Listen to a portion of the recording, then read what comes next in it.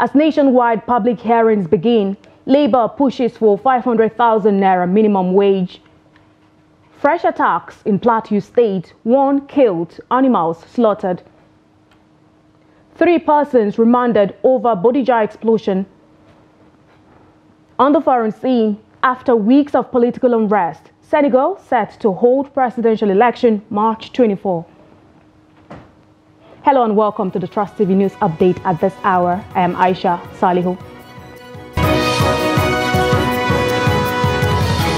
Thank you so much for joining us on the news, and we'll begin with Labour matters, where organized Labour is showing signs of advocating for a minimum wage of 500,000 naira as a zonal public hearing on the new wage structure commences today in Lagos, Kano, Enugu, Akwa Ibom, Adamawa and Abuja. Joe Ajero, the president of the Nigerian Labour Congress, hinted this during an interview on Arise TV on February 11 that if the prevailing inflation persists, Labour might advocate for a new minimum wage of up to 1 million naira for Nigerian workers. However, a senior official of the NLC, speaking on condition of anonymity to The Punch, disclosed that based on proposals received from the state chapters, organized Labour may push for 500,000 naira at the ongoing meeting. The public hearing, scheduled to be held simultaneously across all 6 geopolitical zones, aims to gather feedback from organized Labour, state governors, ministers, civil society groups and the organized private sector regarding a new minimum wage that reflects current economic conditions and meets workers' aspirations. Joe Ajero is set to chair the meeting in the northeast, which is happening in Yola, the Adamawa state capital, while the Minister of Finance and Coordinating Minister for the Economy, Wale Edun, will oversee the southwest hearing taking place in Lagos. President Bola Tinubu, represented by his deputy Kashim Shettima, inaugurated a 37-member panel on the new minimum wage at the council chamber of the State House in Abuja on January 30, 2024. However, he emphasized that the NLC's demand would hinge upon proposals submitted to its headquarters from state and local government chapters.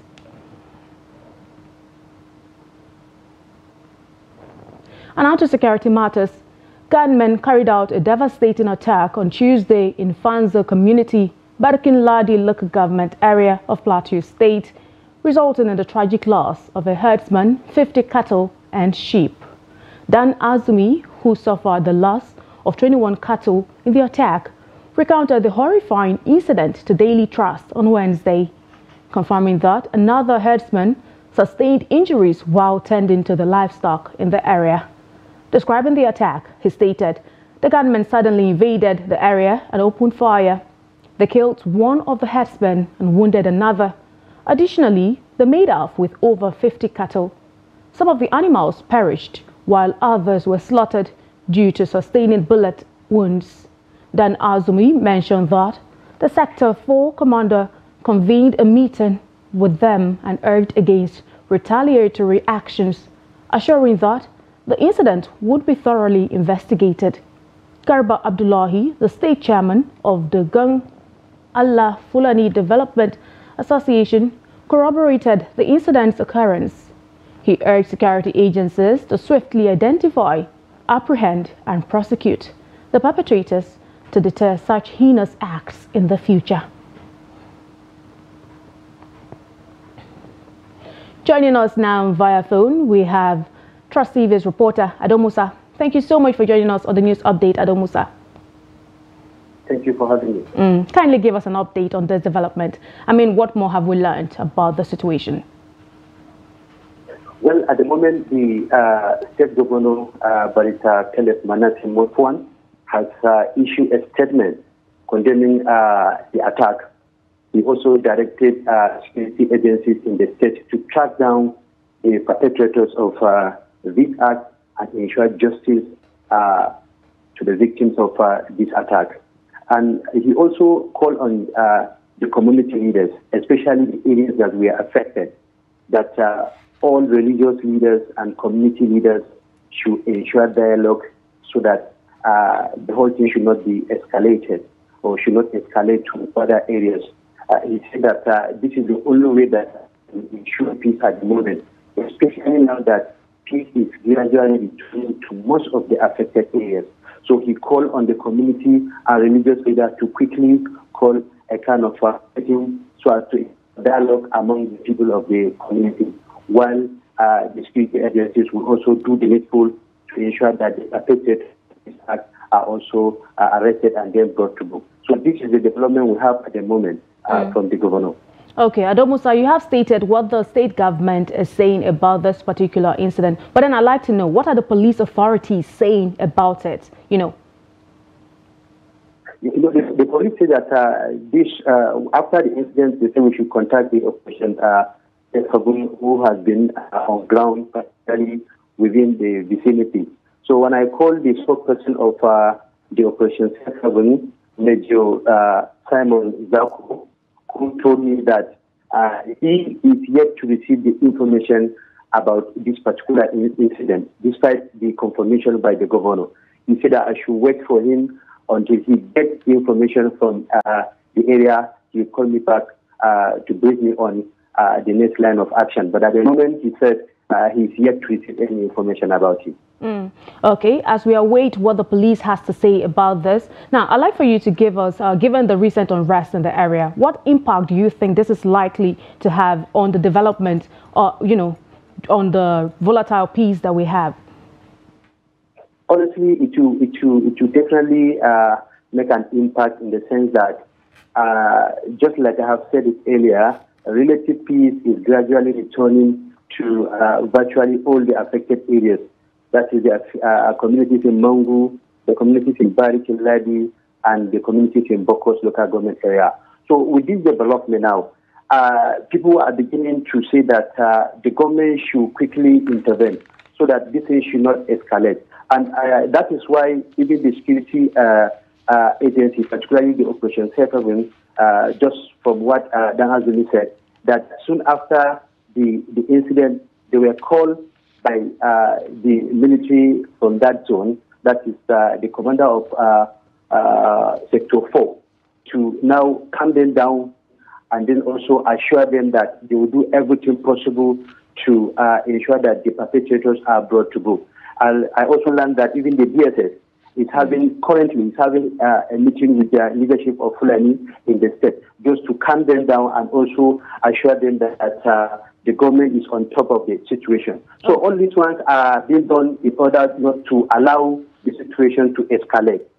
So it will definitely make an impact. And it is now left for the security agencies to ensure that all the promises made for the Fulani community, so that these things should not escalate. Thank you so much, Adomusa, for your insights on this particular development. We do hope to pick up this conversation with you in subsequent bulletins. Thank you.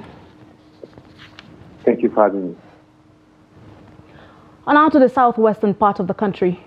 The Federal High Court in Ibadan remanded a woman and 2 men for their alleged involvement in the Bodija explosion that occurred on January 16. The 3 were charged by the police with conspiracy, use of weapons of mass destruction, stockpiling of radioactive materials, and disposal of biological weapons. However, they pleaded not guilty to the charges. Judge E.U. Akpan ordered their remand to the Agodi Correctional Center and adjourned the case until April 11. The defendants faced 5 counts brought against them by police prosecutor Michael Ojea. According to Ojea, the crime was committed around 7:30 p.m. on January 16. The prosecution alleged that the defendants stored radioactive materials inside a building which subsequently exploded, resulting in the death of a 65-year-old woman named Bolanle Badmus and 13 others. Ojea informed the court of his readiness to present his case. However, the defense counsel, Mr. Adeola Adebayo, requested a short adjournment to file some applications. The Nigerian Senate has condemned in strong terms the recent attacks on Benue communities by terrorists. The upper chamber also called on the federal government and other authorities to put appropriate measures in place to forestall a recurrence of such an incident. These and more were part of the resolutions of the lawmakers when the issue came up during Wednesday's plenary at the upper chamber of the National Assembly. The Senate says it is worried about the worsening spate of insecurity in the country after Senator Emmanuel Odende raised a point of order on the killing of over 50 people in Logo, Goma, and Katsina, other areas of Benue State. The Senate aware with deepest sadness that no fewer than 50% have been killed in fresh attacks on several communities in Kwande, Ukum, Logo, and Katsina local government areas of Benue State by terrorists parading as headsmen. Contributing to the debate, the immediate past president of the Senate, Ahmad Lawan, declared that the security architecture in the country has collapsed, leaving Nigerians defenseless and frustrated. Lawan expressed concern that despite the huge budgetary allocations to defense, terrorists, bandits, and other criminal elements are still having the upper hand. Our citizens, some of them will say they would like to defend themselves. But, Mr. President, what is the most important purpose of government? It means we will shy away from our responsibility. Because the most important purpose of any government is security, even welfare is second. Deeply worried, senators said killings and violent crimes must be halted urgently. These bandits hide out in forests in our various communities. Like in Agatu, like I said that time. They have forests and they have locations. So the mystery of it is that why have we not been able to pick them out of these forests? Until we resolve to do what is required of us to do constitutionally, we shouldn't be coming here to be raising motion upon motion every day. This community is attacked, that community is attacked. What have we done as a Senate, as members of the National Assembly, as the third arm of government? President, this issue of security, we can't continue to be coming here every day or at least every week to stand up, because this is the last thing you say now. Let's observe 1 minute silence, and that's it. After contributions from lawmakers, the Senate unanimously urged service chiefs, including the Inspector General of Police, to, as a matter of urgency, deploy their men to flush out the criminal elements terrorizing parts of Benue State. It's a fact. The first line of thought is the government of Benue State. And as Senator then they brought it forward. I have not heard any comment from the government of Benue State.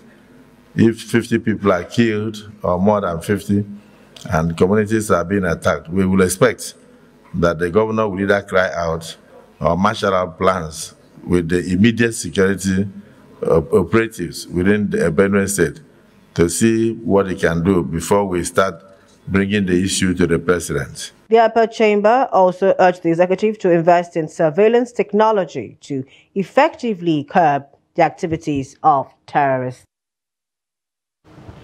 In politics, the Court of Appeal in Abuja has affirmed Julius Abure as the authentic national chairman of the Labour Party and awarded a cost of 1 million naira against Lamidia Papa. In a judgment delivered by Justice Hamma Barka, the court set aside the decision of the Federal Capital Territory High Court, which restrained Abure and 2 others from parading themselves as national officers of the party.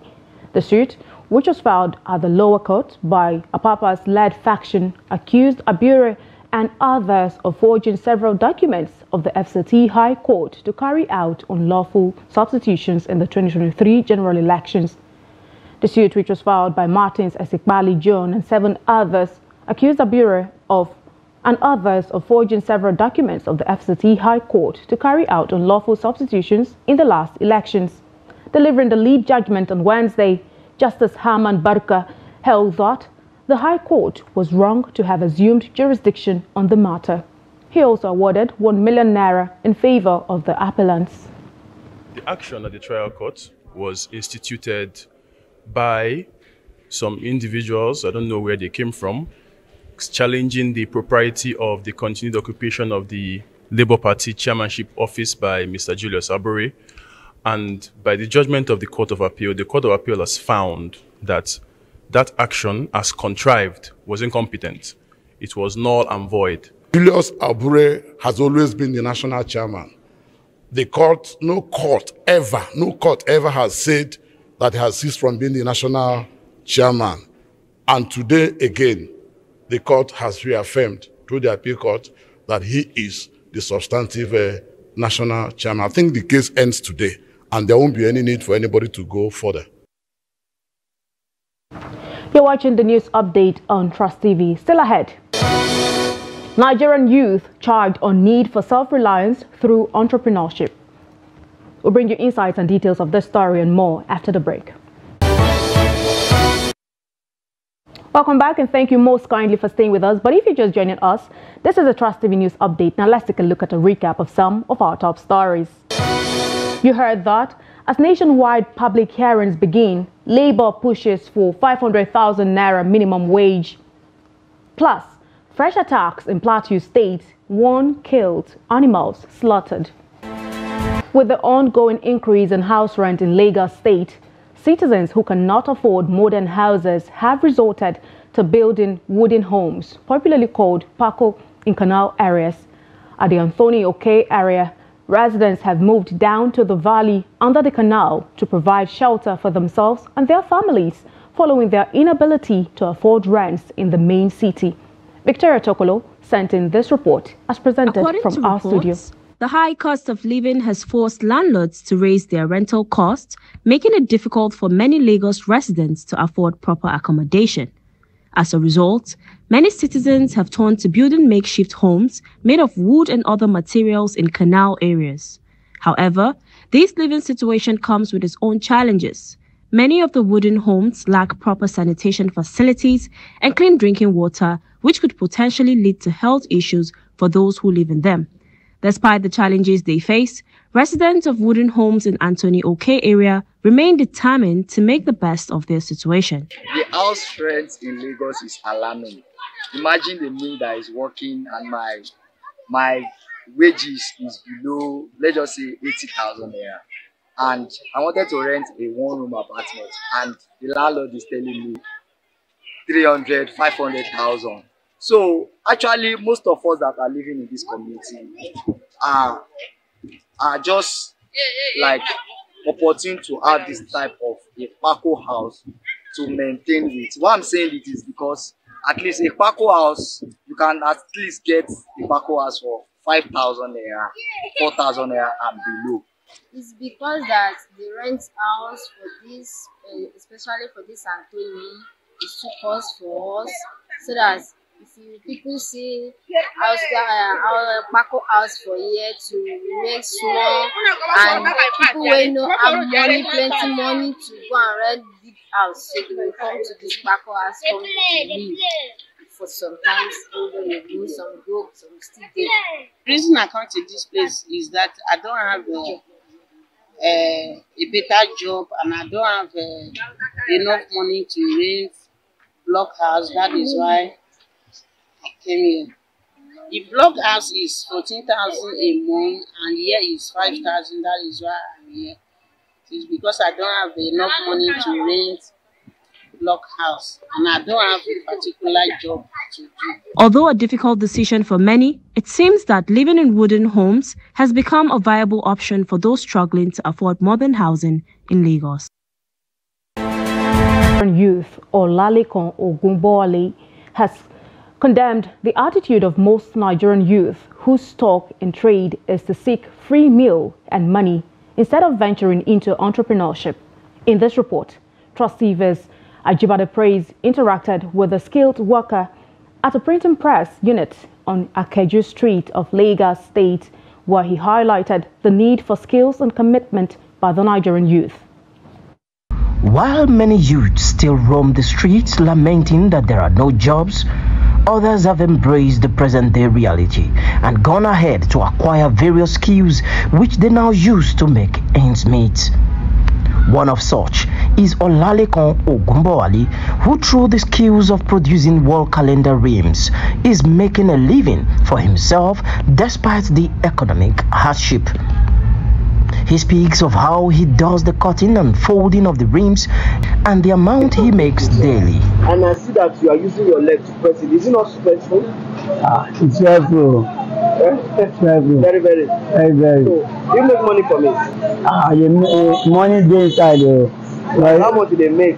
Like, I dey make per day. Na per day. I dey make like 7,000 a day.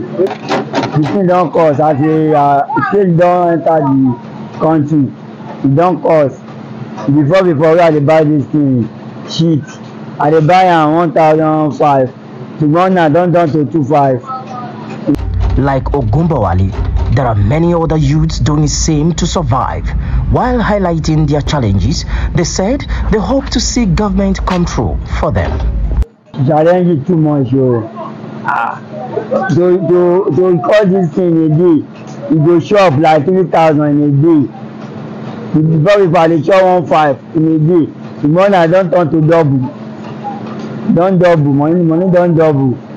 That's what the country dey now. If you no shop, no fit do this work.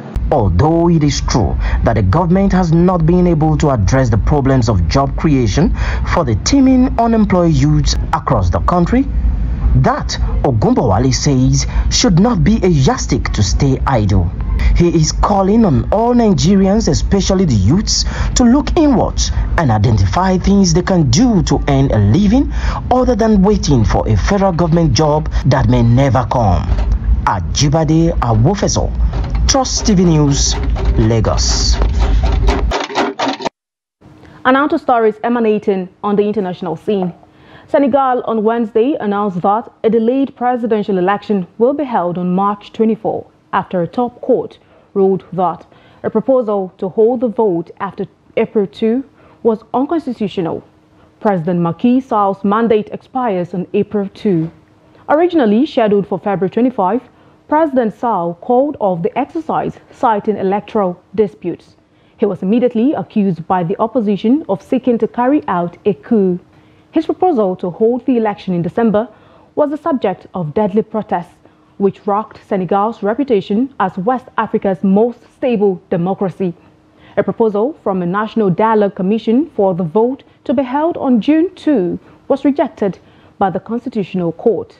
Also, on Wednesday, President Sall dissolved the government and replaced Prime Minister Amadou Ba. The presidency said in a statement, Ba is the ruling coalition's presidential candidate.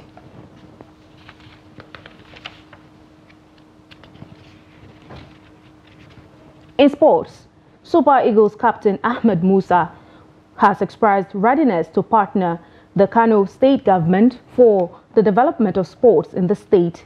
The Super Eagles skipper stated this when he paid a courtesy visit to the Kano state governor Abba Yusuf in his office. Musa disclosed that part of the discussions with the governor is to enhance sports opportunities for the youth in Kano state.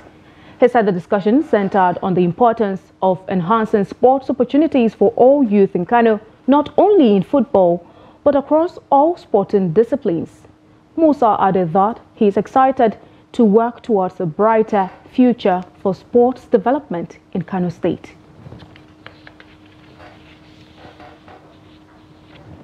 Still in sports, the World Anti-Doping Agency has suspended the accreditation of South Africa's Bloemfontein Anti-Doping Laboratory, the only accredited laboratory in Africa, for multiple non-conformities with international standards. The Bloemfontein Laboratory had already been placed under some restrictions in September last year, while other anti-doping activities were allowed to continue. However, WADA said experts had advised the agency to suspend the facility's accreditation due to multiple non-conformities with the international standard for laboratories. It informed that Bloemfontein Laboratory had accepted the suspension, which came into effect on 1 March. According to WADA, the laboratory will be allowed to apply for reinstatement once it has demonstrated that all identified non-conformities have been addressed. Meanwhile, testing will be conducted at another accredited laboratory during the suspension period. And that concludes the news update at this hour. But remember, you can always follow us across all of our social media platforms and also join our YouTube live stream for more news, programs and documentaries. I'm Aisha Salihu. Thank you so much for your time.